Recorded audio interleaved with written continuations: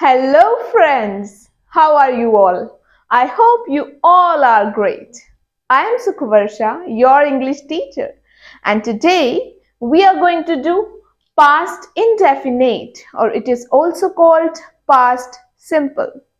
So this is step forward towards sentences. I have already dealt with the present time. मैंने आपको present time की जो 4 kinds थी वो सारी कवर कर ली हैं और आज जो मैं आपको करवा रही हूँ वो है पास्ट। मैं पास्ट टाइम स्टार्ट किया है मैंने। पास्ट सेंटेंसेस में फर्स्ट काइंड है पास्ट इंडेफिनिट और इसको बोलते हैं पास्ट सिंपल। ओके, तो सबसे पहले आइए टाइटल को समझते हैं। Why this sentence is called indefinite. Okay, तो पास्ट का मतलब क्या है, क्या होता है पास्ट? पास्ट मतलब वो टाइम है जो बीत चुका है, मतलब येस्टरडे। येस्टरडे आपने जो जो एक्टिविटीज की हैं, कल जो आपने जो जो काम किए हैं वो बीत चुके हैं ना। वो मतलब कल जो बीत चुका है ना, वो खत्म हो चुके हैं काम, वो कंप्लीट हो चुके हैं, फिनिश्ड है वो सारे के सारे एक्शंस। तो पास्ट इंडेफिनिट। इंडेफिनिट का मतलब मैंने आपको बताया था, डेफिनिट का मतलब होता है निश्चित। अगर कोई चीज फिक्स्ड है, कोई निश्चित है, हमें पता है। इनडेफिनिट का मतलब होता है कि कोई चीज निश्चित नहीं है, अनिश्चित, जिसको आप हिंदी में बोलो, ठीक है, कि यहाँ पे जो एक्शन है वो हमें नहीं पता है कि एक पर्टिकुलर टाइम पे कब हुआ, कैसे हुआ, हमें नहीं पता।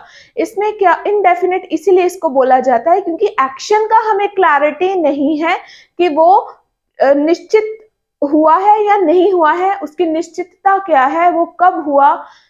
मतलब पास्ट में तो हुआ है, ये तो हमें क्लियर है, लेकिन वो पास्ट में रेगुलर हुआ, कैसे हुआ, ये चीज हमें क्लियर नहीं है। ओके, तो इसको पास्ट सिंपल भी बोला जाता है।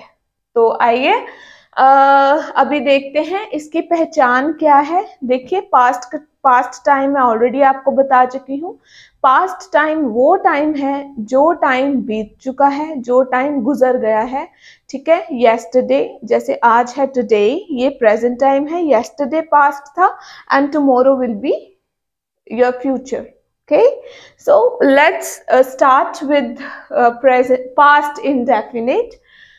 तो सबसे पहले मैं आपको इसकी आइडेंटिटी बताऊंगी, क्या पहचान है इसकी। देखिए, इसकी जो पहचान है, सेंटेंसेस के लास्ट में आता है आ, ए, ई। ओके, क्या आएगा? आ, ए, ई। जैसे कि मैंने यहाँ पे कुछ एग्जाम्पल्स लिखी हैं, इसको और ज्यादा क्लियर करने के लिए I have written some examples here. Let's look at the first example. मैंने खाना खा लिया। ओके, यहाँ पे है नहीं आएगा, खाना खा लिया है, नो, वो तो फिर प्रेजेंट परफेक्ट बन जाएगा ना।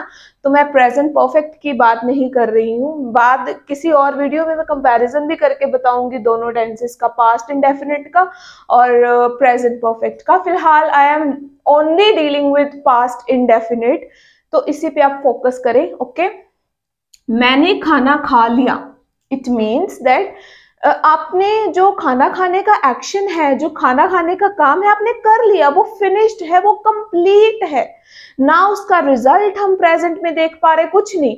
मतलब हमें बस ये है कि मैंने खाना खा लिया, मैंने अपनी बात कंप्लीट करी, मैंने खाना खाने का काम कंप्लीट करा, वो एक्शन वहीं पे फिनिश्ड हो चुका है। ओके, नेक्स्ट है माता जी ने खाना पकाया।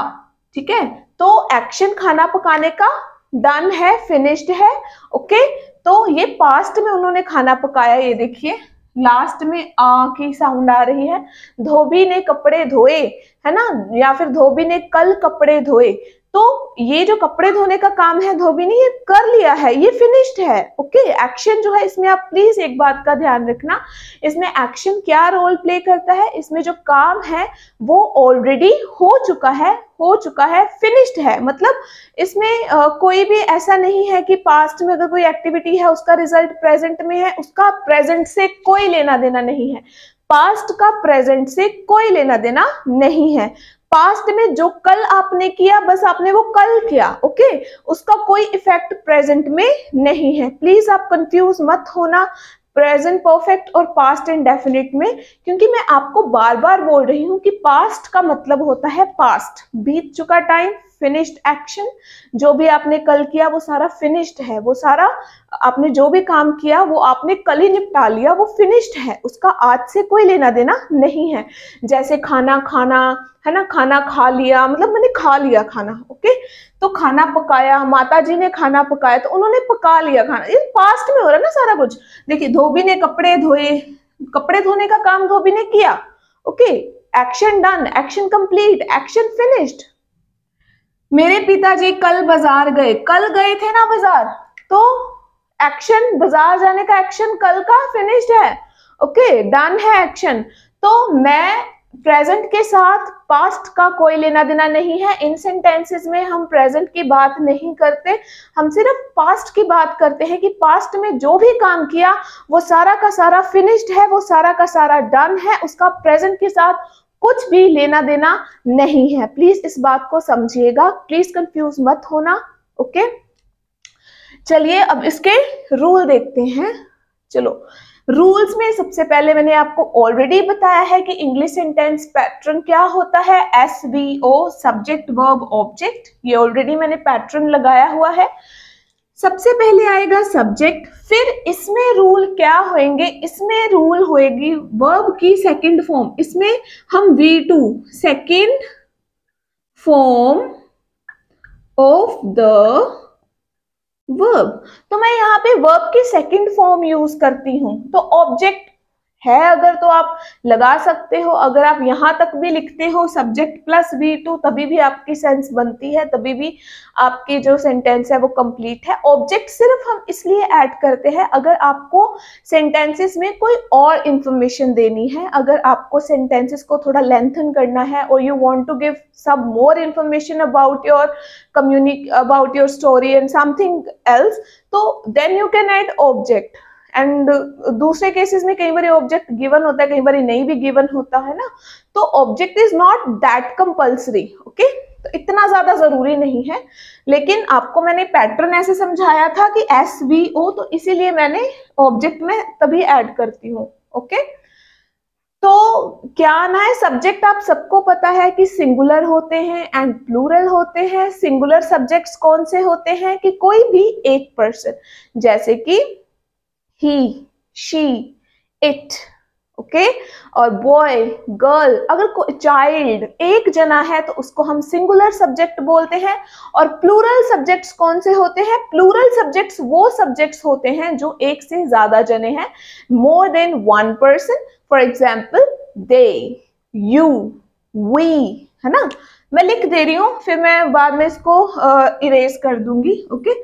तो मैंने वैसे ऑलरेडी ये आपको बताया हुआ है, तो आप चाहे तो मेरी पिछली वीडियोस में देख सकते हैं। अगर आपने नहीं देखी है पिछली वीडियोस तो मैं यहीं पे ये टॉपिक आपको क्लियर कर देती हूँ कि सब्जेक्ट जो है वो सिंगुलर और प्लूरल होते हैं। प्लूरल का मतलब होता है एक से ज्यादा, ठीक है, 2, 3, 4 जने। और सिंगुलर का मतलब है only one person, single person. Singular में आएगा ही, अगर कोई लड़का है तो उसके लिए हम ही यूज करते हैं, लड़की है तो उसके लिए शी यूज करते हैं, अगर किसी भी चीज के बारे में बात कर रहे हो तो इट यूज करते हैं, ओके। तो ये तो हो गए सिंगुलर। जैसे कोई भी एक चीज है, बॉय, गर्ल, चाइल्ड, एक एक जना है ना, मैं एक एक जने की बात कर रही हूँ, तो सिंगुलर सब्जेक्ट है। चलिए प्लूरल सब्जेक्ट्स कौन से होते हैं, प्लूरल सब्जेक्ट्स होते हैं जो एक से ज्यादा है, मोर देन वन पर्सन। दे का मतलब होता है कि ग्रुप ऑफ पीपल, लोगों का एक ग्रुप। दे दूर खड़ा है आपसे, तो दे मतलब they have something, they cooked dinner, something like that. तो they group of people who are away from you. तो दे, अगर आप कह लो कि थर्ड पर्सन की बात कर रहे हो लेकिन वो third person group of people है, तो उनके लिए आप यूज करोगे they, okay. Boys, girls, you, we. You का मतलब होता है आप, वी का मतलब होता है हम, ओके। हम ज्यादा हो गए ना, हम मतलब मैं अकेले की बात नहीं ना कर रही, हम मतलब एक से ज्यादा जने हैं। तो ये प्लूरल सब्जेक्ट्स हैं, ये सिंगुलर सब्जेक्ट्स हैं। अभी मैंने आपको अपनी पिछली वीडियोस में जब हमने प्रेजेंट टाइम कवर किया था, प्रेजेंट इंडेफिनिट कवर किया था टाइम, तब मैंने आपको प्रेजेंट इंडेफिनिट जब हमने सेंटेंसेस करे थे तब मैंने आपको ये चीज बताई थी कि जो सब्जेक्ट सिंगुलर अगर होगा तो हेल्पिंग वर्ब कौन सी लगेगी और वर्ब के साथ एस लगेगा, है ना। अगर सब्जेक्ट प्लूरल होगा तो वर्ब हम सिर्फ फर्स्ट फॉर्म ही लगाएंगे, है ना। उसमें तो ऐसा होता था कि अगर सिंगुलर प्लूरल की जरूरत पड़ती थी कि अगर सिंगुलर प्लूरल है तो डिफरेंट रूल्स थे उसके, इसमें प्रेजेंट इंडेफिनिट में, ओके। तो लेकिन पास्ट इंडेफिनिट में क्या है, ऐसा कोई झंझट नहीं है, ऐसा कोई झमेला नहीं है। इसमें आपने क्या करना है, कोई कंफ्यूजन नहीं है। अगर सिंगुलर है प्लूरल है, nothing, you are not suppose to confuse in this kind of sentence, okay. इसमें क्या है, चाहे सब्जेक्ट सिंगुलर है या फिर प्लूरल है, आपने क्या करना है, सिर्फ वर्ब की सेकंड फॉर्म लगानी है, कुछ नहीं लगाना। और समझ में आ गई? तो बहुत ही ज्यादा इजी और सिंपल सा है कि अगर आपका सब्जेक्ट चाहे कोई भी है, चाहे सिंगुलर है चाहे प्लूरल है, आपने सिर्फ और सिर्फ वर्ब की कौन सी फॉर्म लगानी है, सेकंड। यस, V2 लिखा हुआ है। V2 से पता चलता है कि ये कोई बंदा पास्ट में बात कर रहा है, ओके। मैंने आपको बताया था ना, शुरू में बताया था, अगर आप वर्ब की फॉर्म चेंज कर देते हो तो रूल्स चेंज हो जाते हैं। रूल्स चेंज होने का मतलब है कि आपका बात करने का स्टाइल और आपका बात करने का टाइम चेंज हो जाता है। अगर मैं हिंदी में बात करूं, मैंने अगर प्रेजेंट की बात करनी है तो मैं बोलती हूं कि मैं पढ़ा रही हूं, है ना। पढ़ा रही हूं बोलूंगी ना मैं। अगर मैं मान लो यही मैंने सेंटेंस पास्ट में बोलना है तो मैं क्या बोलूंगी, मैं पढ़ा रही थी, हूं की जगह पे मैंने थी कर दिया, ओके। मुझे पता है, ओके, कि पास्ट के टाइम पे मैंने पास्ट सेंटेंस लगाना था और प्रेजेंट के टाइम पे मैंने प्रेजेंट सेंटेंस लगाना था। इंग्लिश में भी वैसा ही है। इंग्लिश में क्या है, अगर आप वर्ब्स चेंज कर देते हो, वर्ब की फॉर्म चेंज कर देते हो तो सेंटेंस का जो टाइम है वो चेंज हो जाता है। अगर कोई बंदा पास्ट में बात करना चाहता है तो वो वर्ब की सेकंड फॉर्म लगाएगा। अगर कोई बंदा प्रेजेंट में बात करना चाहता है तो वर्ब की फर्स्ट फॉर्म लगाएगा। और उसके डिफरेंट डिफरेंट रूल्स है, चारों काइंड्स के प्रेजेंट की, वो मैंने ऑलरेडी अपनी पिछली वीडियोस में आपको बताया हुआ है। आप please go and watch those videos. तो अभी जो है कि मैं आपको बता रही थी, अगर आपका सब्जेक्ट सिंगुलर है या फिर प्लूरल है, nothing to worry about that. आपने सिर्फ वर्ब की सेकंड फॉर्म लगानी है। पास्ट मतलब वर्ब की second form, that's it, nothing else. कुछ नहीं करना, कोई झंझट में नहीं पड़ना कि सिंगुलर है प्लूरल है, nothing. You just have to add second form of the verb, okay? चलो लेट्स मेक, मैंने यहाँ पे इसलिए नहीं एग्जाम्पल्स ज्यादा लिखी थी क्योंकि ऑलरेडी मैंने यहाँ पे हिंदी में एग्जाम्पल्स लिखी हैं and I just want you to translate these examples, translate these sentences into English. तो हम इन्हीं सेंटेंसेस को यहाँ पे ट्रांसलेट करें, ओके। मैंने खाना खा लिया, मैंने मतलब आई, ओके। V2, खाना खाने की इंग्लिश क्या होती है, ईट। ईट की सेकंड फॉर्म क्या है, एट। यहां पे लिख दे रही हूं मैं forms, eat, ate, eaten, okay. V1, V2, V3, first form of the verb, second form of the verb, third form of the verb. Eat मतलब होता है खाना, ओके। ईट मतलब होता है कोई भी चीज खानी। तो आई एट, खाना खा लिया ना, आई एट फूड, ओके। मैंने खाना खा लिया, ये देखो मेरा सेंटेंस बन गया, I ate food, that's it, nothing else. Object लगा दिया ना, खाना, खा का मैंने लगा दिया एट, है ना, आई एट फूड। चलो अभी सेकंड सेंटेंस बनाए। आप भी प्लीज ट्राई करते जाओ साथ साथ में। अगर आप ट्राई करोगे इनको ट्रांसलेट करने की, आपके साथ साथ में प्रैक्टिस होती ही जाएगी, okay. So let's translate the next sentence जो है, माता जी ने खाना पकाया, है ना। पास्ट पता चल रहा है ना, पास्ट हो गया। तो माता जी, मदर, ओके। मदर, खाना पकाने की इंग्लिश क्या होती है, V2 मतलब काम कौन सा हो रहा है, पकाने का, खाना पकाना। खाना पकाना मतलब कुक, ओके। कुक की second form cooked. Mother cooked food, माता जी ने खाना पकाया, मदर कुक्ड फूड, ओके। मैंने खाना खाया, आई एट फूड। माता जी ने खाना पकाया, mother cooked food. Second form of the verb यहाँ पे लिख रही हूं मैं।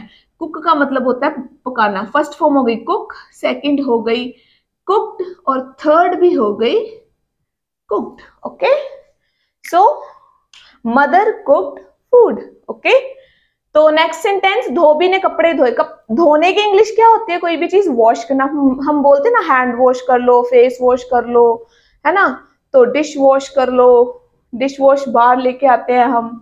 तो वॉश करना मतलब धोना। तो धोबी की इंग्लिश क्या होती है? कपड़े धोने वाले धोबी की इंग्लिश है वॉशर मैन।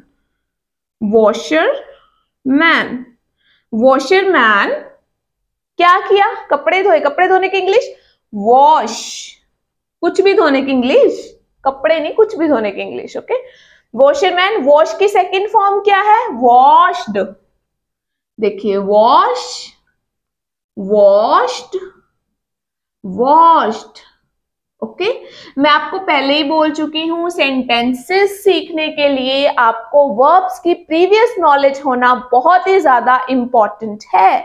अगर आपको वर्ब्स की नॉलेज नहीं है तो प्लीज कोई भी अच्छी ग्रामर बुक से आप वर्ब्स की नॉलेज ले लें। आप V1, V2, V3 मतलब वर्ब की जो फॉर्म्स है उनका आप प्लीज स्टडी करें, उनका मतलब समझें कि V1 जो है उसका क्या मतलब है, V2, V3 वर्ब्स की फॉर्म्स आपको याद होनी चाहिए, आपको पता होनी चाहिए, तभी जो है आप सेंटेंसेस बना पाओगे। क्योंकि आपको आपकी वोकैबुलरी ज्यादा बढ़ेगी ना। जब आपकी वोकैबुलरी ज्यादा बढ़ेगी, जब आपको वर्ड्स की नॉलेज ज्यादा होगी, तभी आप ऑटोमेटिकली कुछ भी सेंटेंस बना लोगे, है ना। अगर मान लो मैं आपको रूल्स करवा रही हूँ, मैं आपको सिचुएशंस बता रही हूँ, मैं आपको यूजेस बता रही हूँ, मैं सारा कुछ करवा रही हूँ अपनी तरफ से कि एक सेंटेंस को किस सिचुएशन में कैसे यूज करना है, मैंने करवा दिया आपको। ओके, लेकिन आपको वोकैबुलरी नहीं है, आपको पता ही नहीं है कि अच्छा इस चीज को क्या बोलते हैं, उस चीज को क्या बोलते हैं, वर्ब कौन सी लगेगी, इस काम करने को क्या बोलते हैं, तो आप सेंटेंसेस ऐसे नहीं सीख पाओगे। तो इसके लिए अगर मैं यहाँ पे आपके लिए मेहनत कर रही हूँ, आप भी खुद के लिए मेहनत करें। आप वर्ब्स की नॉलेज लें। अगर आपको लगता है कि आप कहीं पे कुछ लैक कर रहे हो या कहीं पे कमी है कुछ भी, तो please work on your self. अपने खुद के ऊपर आप जितना काम करोगे उतना कम है, ठीक है। खुद की पर्सनालिटी को एनहांस करें, खुद के ऊपर काम करो। जो चीज नहीं आती है उसे सीखो। वीडियो से अगर कुछ नया सीखने को मिलता है वहां से सीखो। अगर मैं ये नहीं बोल रही हूँ कि मेरी ही वीडियोस देखो, कोई भी वीडियो देखो, लेकिन अपनी पर्सनालिटी को एनहांस करो, ठीक है। और क्योंकि ये बहुत जरूरी है, मेरा यहाँ पे काम है कि आपको सिखाना, आपको रूल्स के बारे में बताना, आपको सिचुएशंस के बारे में बताना, आपको यूजेस के बारे में बताना। ओके, तो मैं यहाँ पे अपना काम कर रही हूँ, आप वहां पे वीडियो देखते हुए आप अपना काम करें, आप अपने आप पर काम करें। Okay, work on your self, खुद पर काम करें। ओके, अगर वर्ब्स नहीं आते तो प्लीज सीख ले पहले। वॉशर मैन वॉश्ड, क्या धोए उसने? Clothes. Washer man washed clothes. Okay, धोबी ने कपड़े धोए। नेक्स्ट है मेरे पिताजी कल बाजार गए। ट्रांसलेट करें, मेरे पिताजी मतलब माई फादर। जाने की इंग्लिश क्या होती है? गो। ओके, सेकेंड फॉर्म होती है इसकी वेंट और थर्ड फॉर्म होती है इसकी गोन। गो, वेंट, गोन। मेरे पिताजी कल बाजार गए, my father. Second form went, क्योंकि पास्ट में सेकंड ही फॉर्म लगनी है, पास्ट में सेकंड फॉर्म ही लगनी है। रूल यही बोल रहे हैं ना, सेकंड फॉर्म लगनी, फर्स्ट नहीं लगनी, सेकंड लगनी है। My father went to the market yesterday. Okay, my father went to the market yesterday. कल की बात है ना, कल गए थे तो yesterday। देखिए, गो और वेंट के साथ हम टू लगाते हैं। I am going to school, मैं स्कूल जा रही हूँ। I am going home, home के साथ वैसे बेसिकली टू नहीं लगता। आई विल गो होम, मैं होम घर जाऊंगी या कुछ भी ऐसे। तो ज्यादातर हम गो और वेंट के साथ टू लगाते हैं। अगर कोई पर्टिकुलर प्लेस है जहां पे आप जा रहे हो, I am going to some place, I am going to something somewhere, something और like this. Okay, ये जो सेंटेंसेस मैंने इन्हीं को ट्रांसलेट करके बनाए हैं। आप खुद एग्जाम्पल्स क्रिएट करें, जो आप काम कल आप कर चुके हो, आपने कर लिया है, आप उसको इंग्लिश में बना के देखो कैसे आप ट्रांसलेट करोगे। जो भी आप कल आपने किया है ना, तो आपने कल क्या क्या किया आप सारा देखो, लिखो, उसको एक पैरा में लिखो, एक पैराग्राफ बनाओ या 1-2 करके सेंटेंसेस बनाओ, जो भी आपने कल किया है ना, तो इंग्लिश में ट्रांसलेट करो। ऐसे ही प्रैक्टिस होगी ना आपकी। ऐसे वीडियो देखने से, सीखने से माइंड में तो चीजें रहेंगी, पर उतनी देर तक रहेंगी जितनी देर तक आप वीडियो देख रहे हो। एंड आफ्टर दैट आप इसको भूलना स्टार्ट कर दोगे। अरे मेरा यहाँ पे करवाने का मतलब ये है कि आप इसको प्रैक्टिकलिटी में लेके आओ, आप इसको प्रैक्टिकल लाइफ में यूज करो। आपको पता होना चाहिए कि पास्ट इंडेफिनिट, पास्ट कल का हो चुका ना कंप्लीट काम, जो भी आपने कल किया, तो उसको आप बनाओ, फिर पास्ट इंडेफिनिट के रूल्स लगा के बनाओ आप, है ना। कल मैं कहीं गई, है ना, कुछ भी, कल मैं मार्केट गई। I went to market yesterday. आई गई मतलब जाना, जाने की गो की सेकेंड फॉर्म हो गई went. I went to market yesterday. तो ऐसे करके आप प्लीज इसको प्रैक्टिस करें।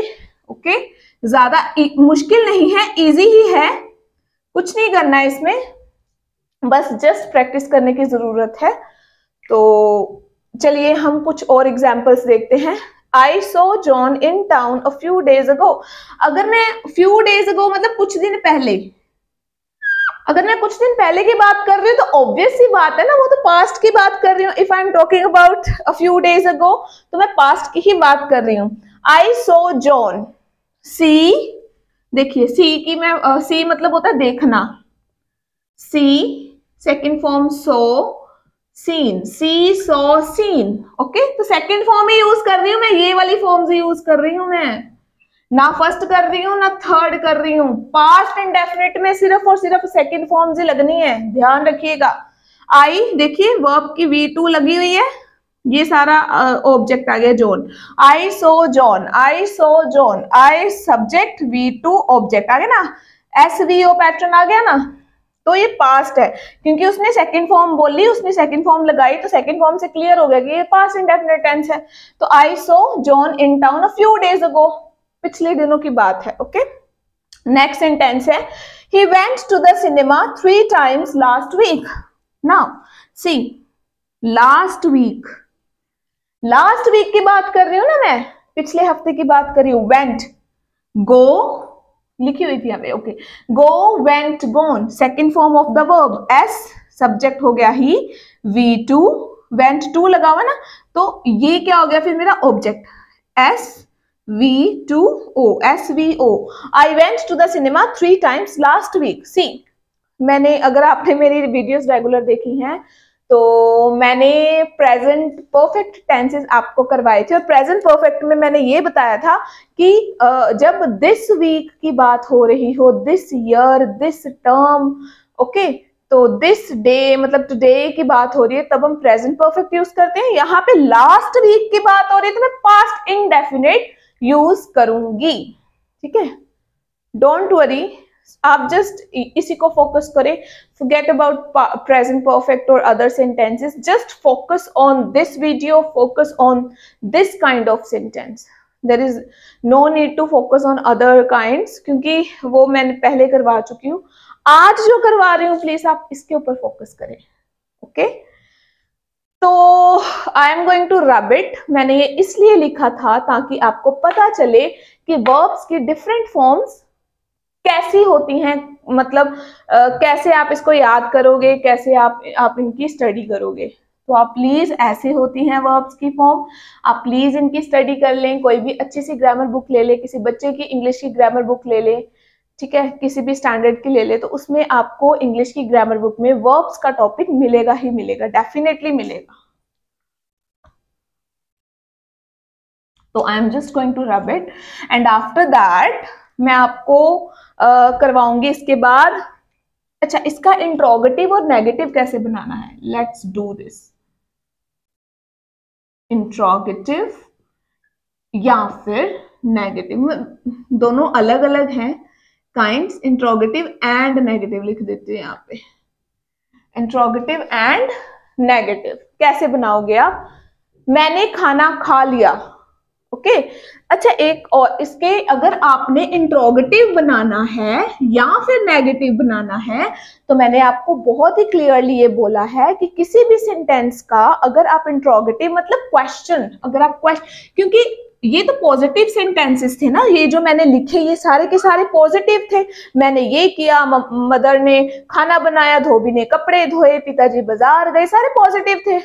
व्हाट इफ अगर मैं क्वेश्चन पूछूं किसी से, हम हर एक बात पॉजिटिव सेंटेंसेस में तो नहीं ना करते, हम क्वेश्चन भी पूछते हैं। क्या मैंने खाना खा लिया? क्या माताजी ने खाना पकाया? क्या धोबी ने कपड़े धोए? क्या पिताजी बाजार गए? है ना? तो मैं क्वेश्चन भी, तो आप डेली लाइफ में अगर आप देखो, आप अगर कोई भी लैंग्वेज में बात करते हो, चाहे आपकी मदर टंग है या आपकी, चलो अगर आप अपनी मदर टंग में बात कर रहे हो तो आप पॉजिटिव सेंटेंसेस तो नहीं ना बोलते। आप किसी से क्वेश्चन करते हो, आप कोई सेंटेंसेस नेगेटिव में भी बोलते हो कि मैंने खाना नहीं खाया, है ना? माताजी ने खाना नहीं पकाया, धोबी ने कपड़े नहीं धोए, पिताजी बाजार नहीं गए। बोलते हो ना ऐसे। नहीं वाले सेंटेंसेस भी हम यूज करते हैं, हम क्वेश्चन वाले सेंटेंसेस भी यूज करते हैं। We are using both kind of sentences. तो उनके लिए इंग्लिश में फिर क्वेश्चन वाले और नेगेटिव के लिए रूल्स कैसे हैं पास्ट में। ओके तो अगर आपने क्वेश्चन या नेगेटिव सेंटेंसेस बनाने हैं तो उसके लिए आपको चाहिए होती है हेल्पिंग वर्ब। ये ऑलरेडी बता चुकी हूं मैं। हेल्पिंग वर्ब जो है उसके बिना आप इनको क्वेश्चन और नेगेटिव नहीं बना सकते। इन्हीं 4 एग्जाम्पल्स को मैं चेंज करूंगी। ओके तो चलिए रूल्स क्या होंगे। देखिए मैं आपको एक बात बता दूं कि पास्ट इंडेफिनिट में जो हेल्पिंग वर्ब है ना वो लगती है डिड। कौन सी हेल्पिंग वर्ब लगती है? डिड। याद रखना प्रेजेंट में डू डज लगता था, पास्ट में डिड लगता है, प्रेजेंट इंडेफिनिट में डू डज लगता था और पास्ट इंडेफिनिट में डिड लगता है। Please remember this. ओके अगर आप डिड वाला क्वेश्चन किसी से करते हो तो कोई बंदा समझ जाएगा कि ये मुझसे पास्ट की कोई बात कर रहा है। अगर आप डिड वाला कोई नेगेटिव करते हो तो बंदा समझ जाएगा कि ये पास्ट में नेगेटिव मुझसे पूछ रहा है या बता रहा है। ओके तो डिड जो है वो कब यूज होगा? पास्ट में। ओके चलिए मैंने यहां पे लिखा था। अच्छा अगर आप डिड यूज करोगे ना, ध्यान देना इस बात पे, अगर आप इंट्रोगेटिव और नेगेटिव बनाने के लिए पास्ट में अगर आप डिड यूज करोगे तो इसके साथ आप वर्ब की ओनली फर्स्ट फॉर्म ही लगाओगे। Please kindly remember this. अगर आप डिड यूज करोगे तो इसके साथ आप वर्ब की फर्स्ट फॉर्म लगाओगे। ओके इसके साथ नहीं सेकंड फॉर्म लगनी। सेकंड फॉर्म सिर्फ पॉजिटिव सेंटेंसेस के लिए है, लेकिन अगर आपने क्वेश्चन या इंट्रोगेटिव बनाने हैं तो उसके लिए आप did plus first form of the verb ही लगाओगे। ओके तो इंट्रोगेटिव बनाने के लिए क्या होता था? कोई भी सेंटेंस का इंट्रोगेटिव बनाने के लिए जो डिड है वो उसको उठा के हम सब्जेक्ट के पहले लगाते हैं। चलिए मैंने खाना खा लिया, पहले इसका पॉजिटिव लिखती हूँ, फिर इसका नेगेटिव बनाऊंगी, फिर इसका इंट्रोगेटिव बनाऊंगी। आई, क्या आना था खाना खाने की English? Eat. What is the second form of eat? Eat की सेकंड फॉर्म क्या है? एट।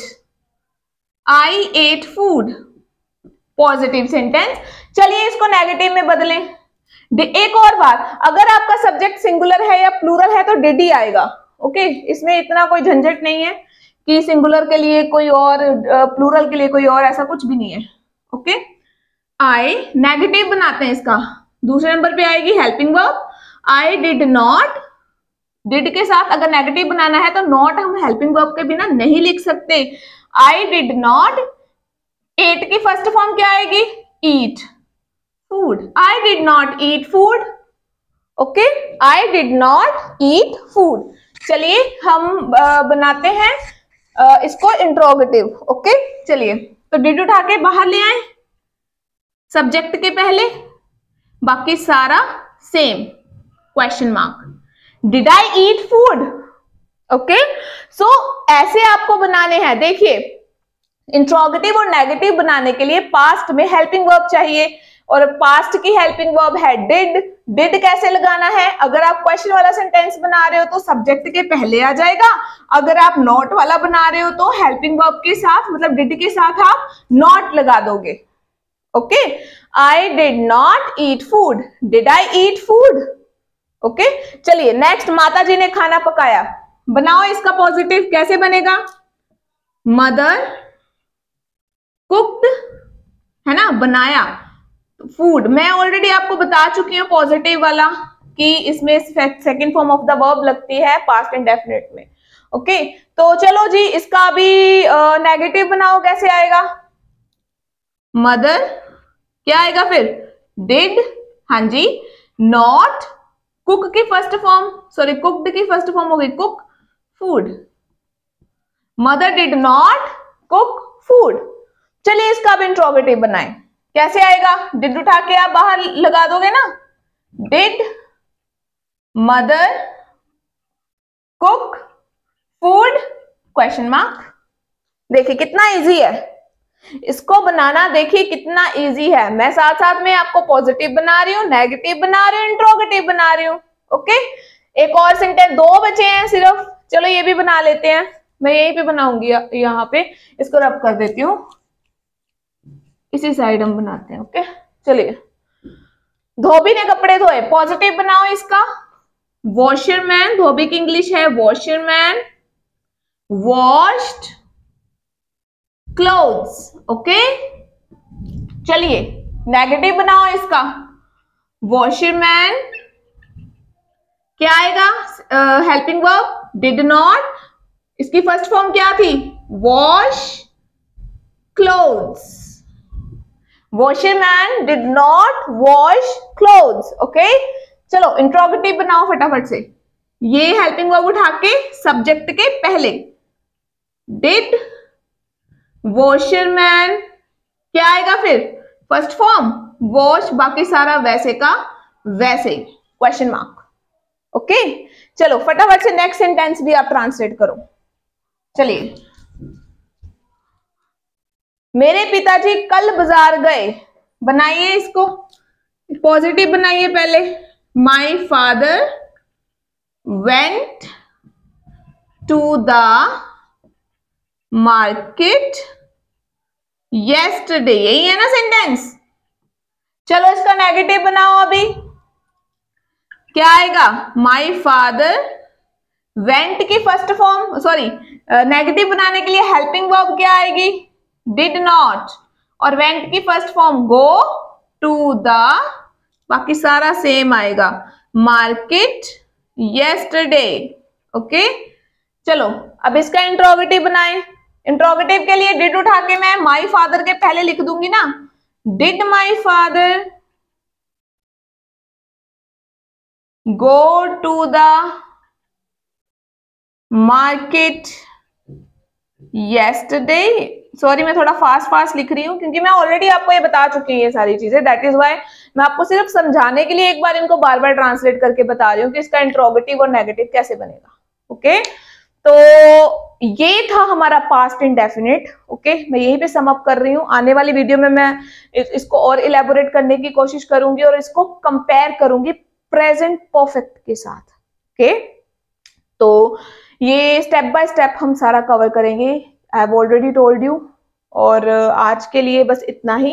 आप प्लीज प्रैक्टिस करें, जो एक्शंस आपने कल किए, जो काम आपने कल किया, वो सारा का सारा आप ट्रांसलेट करें, कोशिश करें सेंटेंसेस बनाने की, लिखने की। रूल्स अगर नहीं आते हैं तो वीडियो को देखें कि मैंने क्या रूल्स लिखे थे। अगर आप नोट डाउन करते हो साथ साथ में तो दैट इज वेरी गुड, क्योंकि वीडियो देखने की भी जरूरत नहीं पड़ेगी आपको दोबारा, क्योंकि आपने नोट डाउन कर लिया होगा। तो अब तक के लिए सिर्फ इतना ही, ठीक है। तो मिलते हैं कल। आपको अगर अच्छी लग रही है वीडियो तो इसको लाइक करें, शेयर करें और चैनल को सब्सक्राइब करें। Thank you so much for watching my video. Thank you.